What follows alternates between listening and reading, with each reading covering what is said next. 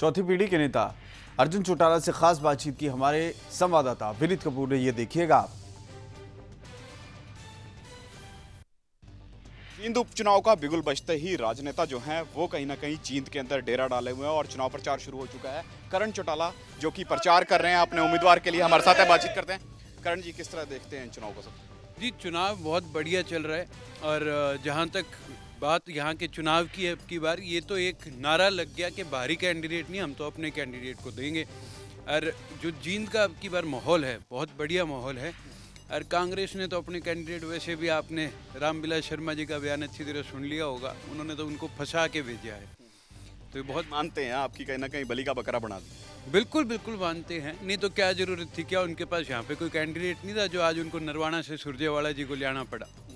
हमने तो यहाँ का घर का कैंडिडेट दिया। और ये चुनाव ऐसा चुनाव है जो कि अब की बार एक कुबेर और किसान का चुनाव है। बाकी तो सारे कुबेर हैं पार्टियों के, हमारे वाला तो जो यहाँ का लोकल किसान नेता है। और आज का नहीं, पहले भी जिला परिषद में उन्होंने किया है, सामाजिक तौर पर लोगों के साथ दुख सुख में आते जाते रहे हैं। बाकी कैंडिडेट तो अभी आए हैं, उनको तो लोगों से जुड़ने में समय लगेगा। लेकिन कहीं ना कहीं दावे सभी जीत के कर रहे हैं। किससे मुकाबला मानते हैं अपने कैंडिडेट? हम किसी से मुकाबला नहीं मानते, वो तो उन तीनों को मुकाबला करना है अब कि भाई उनमें से दूसरा, तीसरा और चौथे नंबर पे कौन सा रहेगा। कहीं ना कहीं जजपा की बात करें, उनके उम्मीदवार भी चुनाव मैदान में, और पार्टी से अलग होने के बाद वो भी अपनी बिसात बिछाते नजर आ रहे हैं। कहीं ना कहीं ग्राउंड रियलिटी ये चुनाव उनकी भी निर्धारित करता नजर आएगा।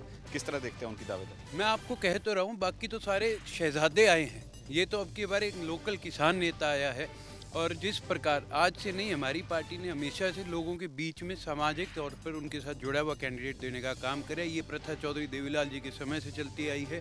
क्या आज इनके पास कोई और कैंडिडेट नहीं था? और रही बात बाकी कैंडिडेट्स की, तो मैं तो यही बात कहूँगा कि जो मारे ही नहीं हुए वो आप लोगों के क्या होंगे। जो आपका है वो आपका रहेगा। और ये तो उमेश जी ऐसे हैं जिसको जींद से पूरी उम्मीद है।